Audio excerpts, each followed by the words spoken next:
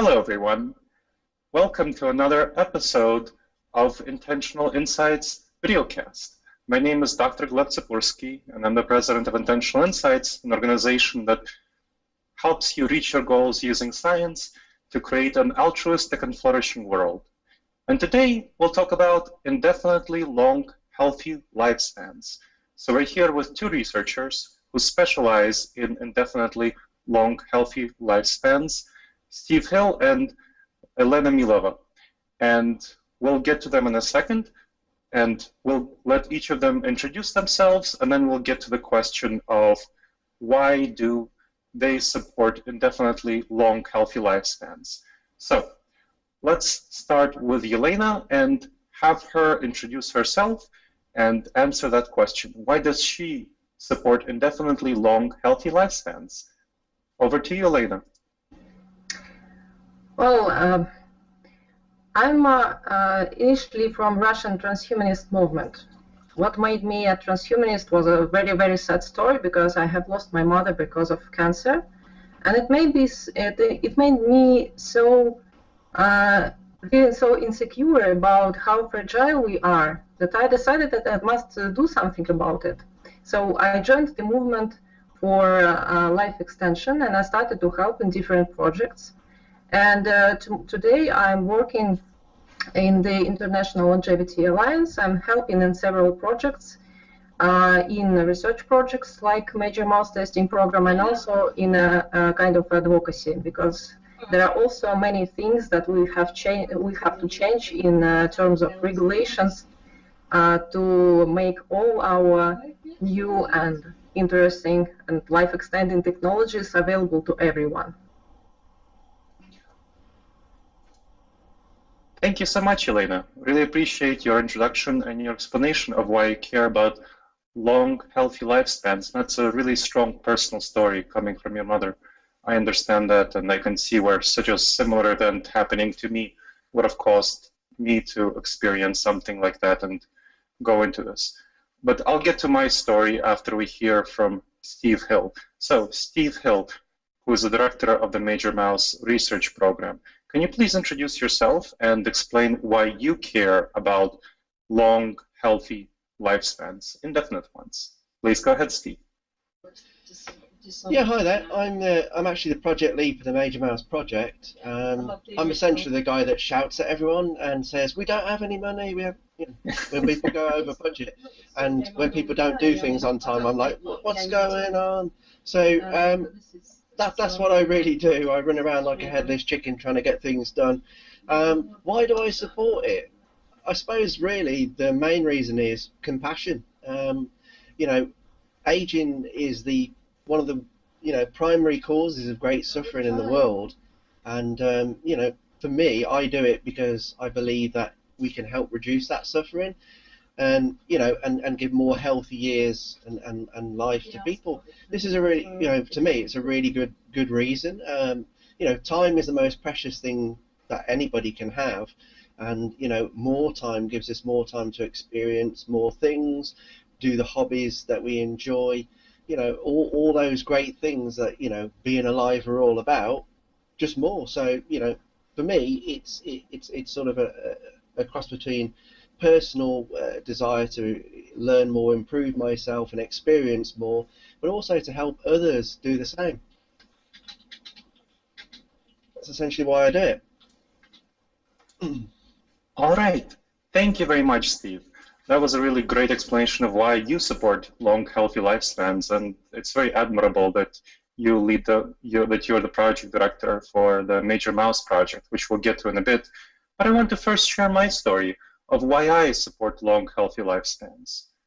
So I consider myself an effective altruist, a person who tries to do the most good for the world to reduce suffering and improve well-being. And I think dealing with aging is one of the best ways of reducing suffering and improving human well-being. If we can expand our lifespans, I mean, this is the fundamental cause of why we die, aging, why we suffer as human beings. And it would be so wonderful if we did not have to experience that suffering.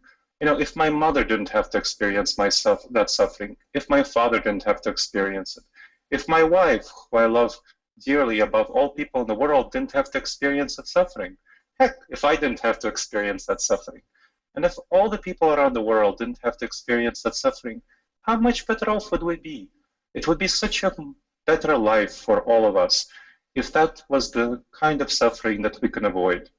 And so I'm very proud that there are research projects going on, such as the Major Mouse Research Project and others, which aim to extend the human lifespan as far as possible, hopefully indefinitely.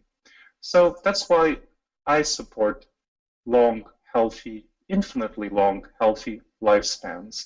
And that's why I'm really glad to have this interview and support the crowdfunding project, the Major Mouse crowdfunding project.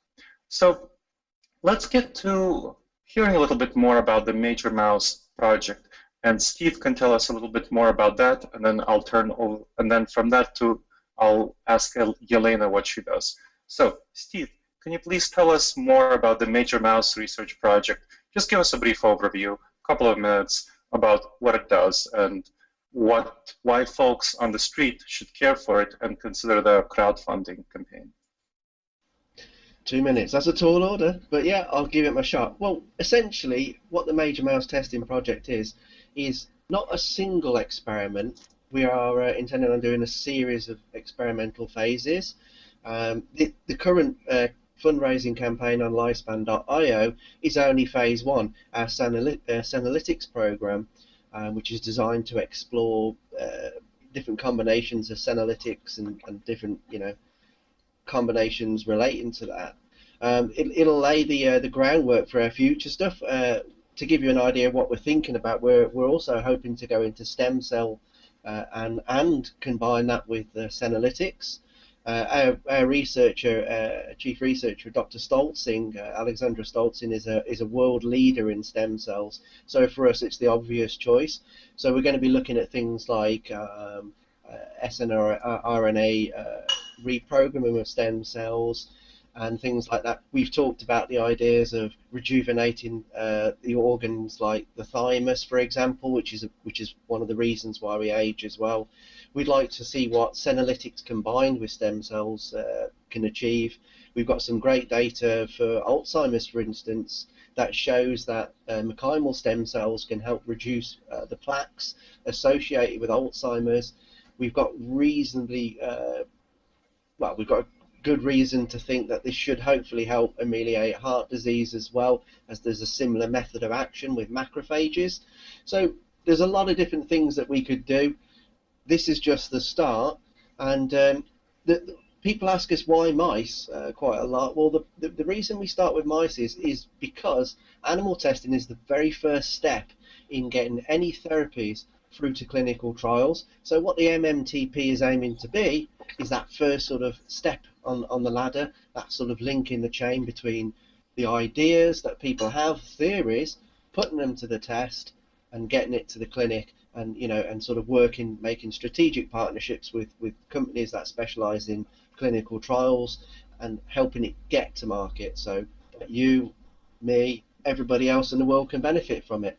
And we're particularly big, you've possibly seen me talking about it before, we're very big on transparency, and one of the reasons we are very keen on that is because a big fear in longevity movement is that it'll only be for the rich. You hear this a lot. We're very determined to make sure that that doesn't happen, and our strategy is going to be to make the research available to everyone. So we're planning on publishing open access. There are no secrets with what we're doing. Ask us a question, we'll tell you.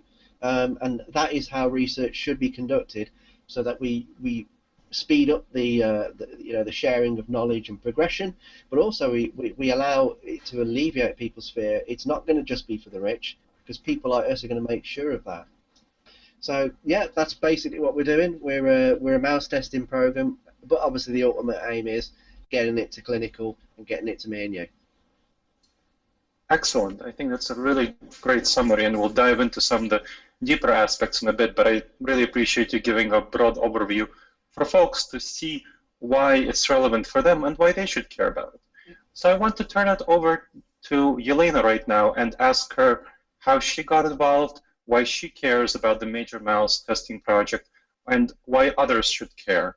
So that's the kind of things I'd like to hear from you, Yelena. Okay.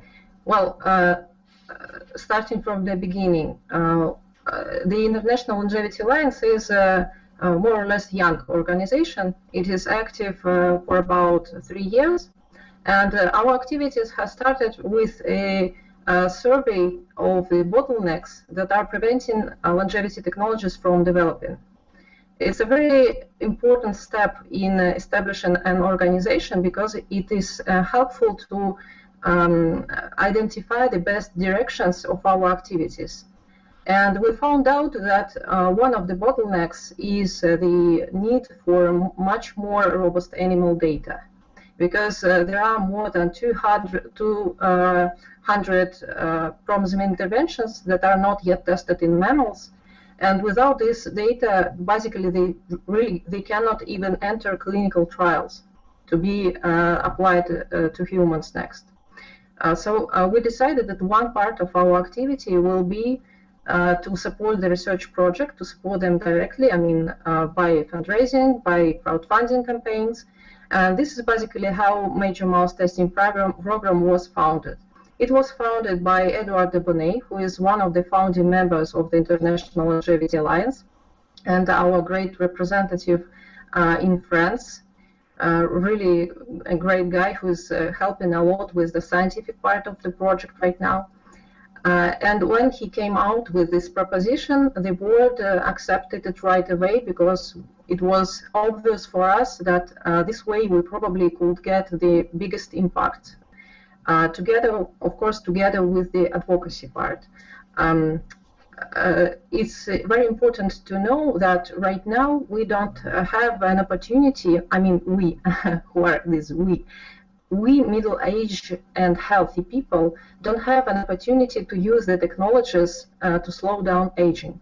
And the reason why is that it's very simple, because there is no such a thing as aging as a disease, which will be introduced in the International Classification of Diseases, and which will allow the producers to test the interventions as interventions to slow down the aging processes and to register them as such, and so to give the opportunity to the doctors to prescribe these new interventions to healthy middle-aged people. So basically right now the situation is very complicated because only people who already have some age-related diseases can get the access to all these nice technologies. And healthy people basically are discriminated, let's say. And this barrier can be only removed if we are going to introduce aging as a disease into ICD-11, which is probably will happen the next year, because right now there is an ongoing process of ICD revision, and we are preparing the propositions of the concrete codes. We are involving the scientists and gerontologists and biologists and other people interested to support this project in the elaboration of these codes, and next we are going to send our proposals to WHO to see if we can change the paradigm. And so if we are successful, it will basically open the door to all the anti-aging treatments for healthy middle-aged people, and only then the paradigm of preventive medicine, I mean preventive with respect to aging, will become reality. Most of my life I worked as a project manager, and it was very easy for me to find my way to help the community. So basically I'm helping with managing different projects, with organizing things, with getting things done, with pushing people forward, with structuring the processes, etc., which is easy and fun for me, and I hope useful for our community. Thank you very much, Yelena. Really appreciate you clarifying that. So just for folks who might not know what ICD-11 is. It's the ICD is the International Classification of Disease, and the 11th is the 11th revision. So that's what's going to be revised, and that's the hope, to get aging introduced as a disease there.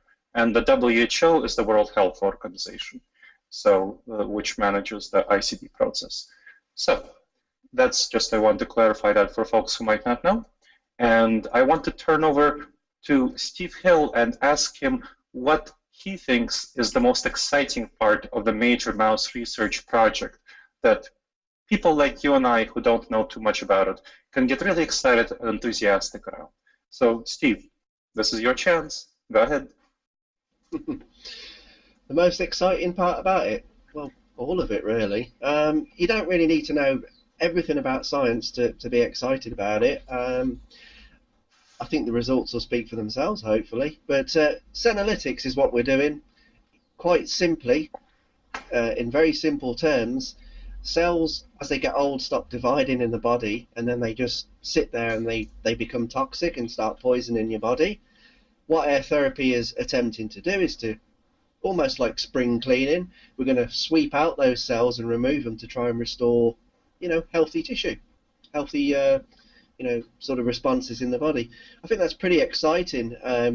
You only have to look at some of the previous senolytic experiments by Baker et al. And you can see the difference between, they had the classic photograph is they had two mice side by side, exactly the same age, and one of them was very, very noticeably physically younger than the other one. That's the power of senolytics, and I'm confident that we can sort of replicate those results, possibly even improve on it.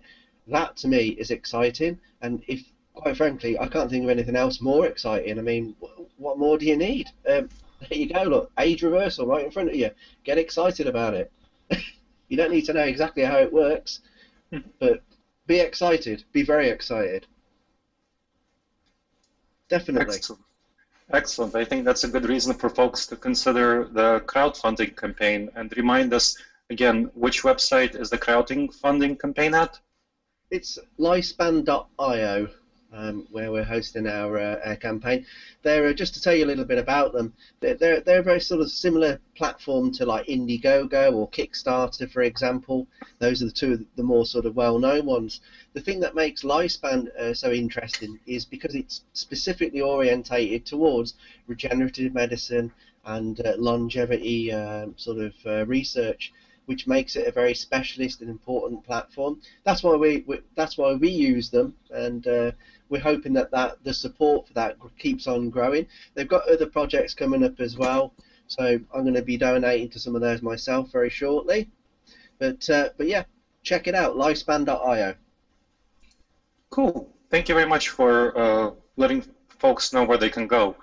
Yelena, I wanted to turn it over to you now and have you share a little bit more about the Transhumanist Alliance and kind of longevity research and what other things are going on, what other things are you engaged in as an alliance, as a movement, and what hopes do you see for the future from the Transhumanist Alliance? So over to you, Elena. Well then, it's not exactly Transhumanist Alliance, it's just a International Longevity Alliance. Longevity Alliance, pardon. Most of all, we are focused on bringing the new therapies to people earlier. And all our projects are intertwined in a way that we will make all the process more efficient. So this is why basically I'm working on major mouse testing program, but at the same time we're networking with different scientists who feel interested to interact with us with respect to this project with ICD-11. This is why basically we try to involve young scientists while networking and to try to direct them to different scientific groups that are currently working to solve aging or to understand the processes that underlie aging. So networking is a very huge part of what we do. And also we have different educational projects ongoing. which basically means the representatives of the alliance are giving lectures on aging and longevity. They are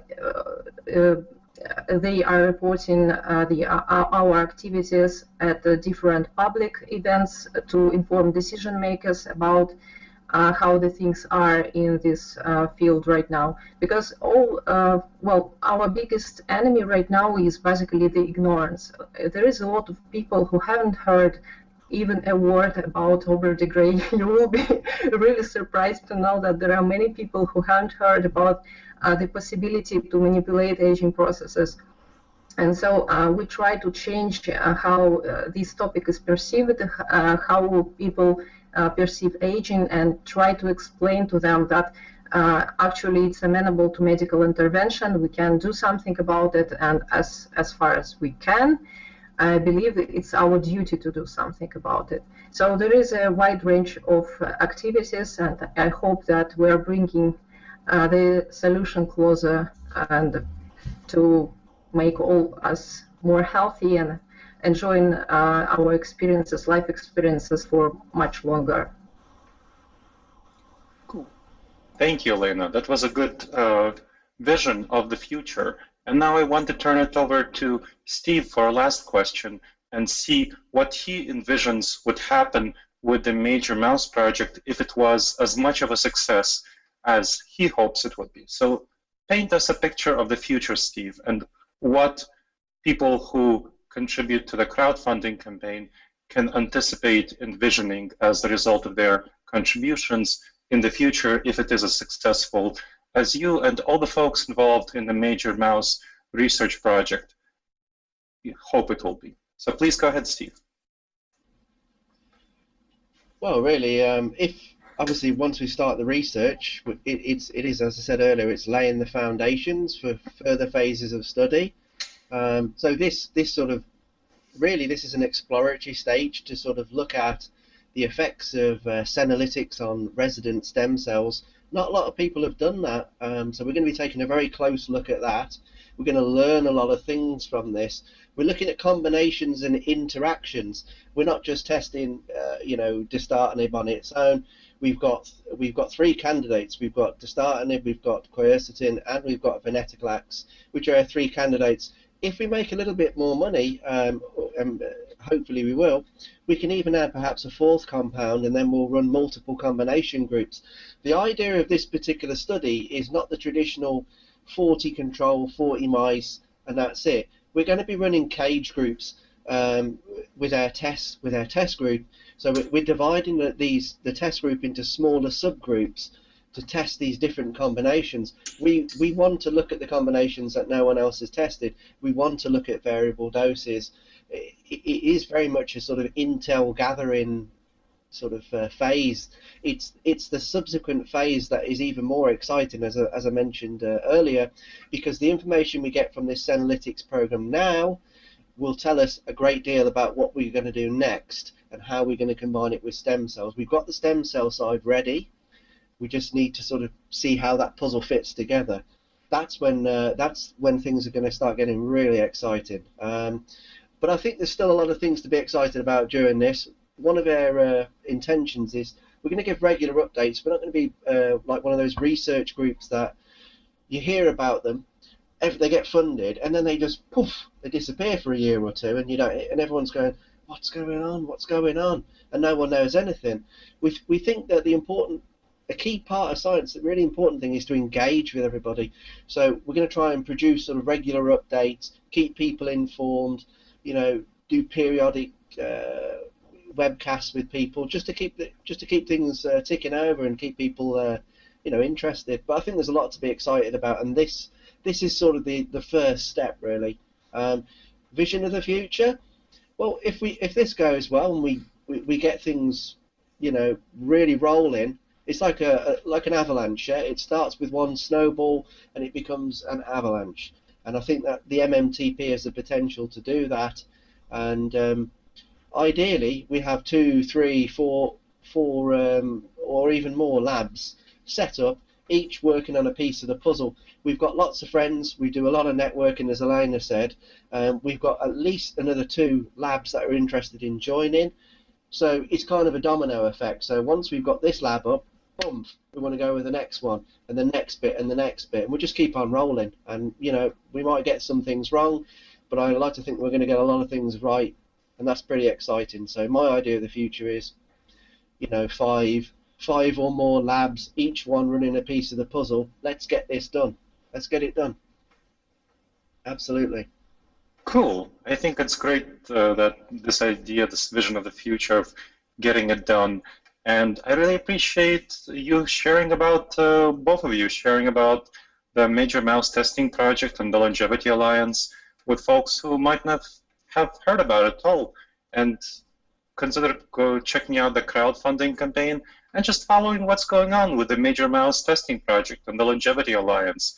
I think it's wonderful what Steve was saying about folks being engaged, the people at the Major Mouse Testing Project being committed to being engaged and being open and being transparent with their research and making sure that it goes down to the level of you and I, not only rich people who can afford it, and not only people, like, as Elena mentioned, who already are sick, but people who are healthy and want to stay healthy. I know I want to stay healthy. I'm sure those of you who are currently healthy want to stay healthy as well. So this has been a really nice conversation, and thank you, Elena, from joining us from Moscow, and Steve from joining us from the UK, and I'm here in Columbus, Ohio, and it's great that we can have this conversation. So again, this has been another episode of the Intentional Insights videocast, and you can find out more about Intentional Insights on our website, intentionalinsights.org. It's an organization that helps people reach their goals to create an altruistic and flourishing world. Thank you both for joining us. Until next time, bye-bye.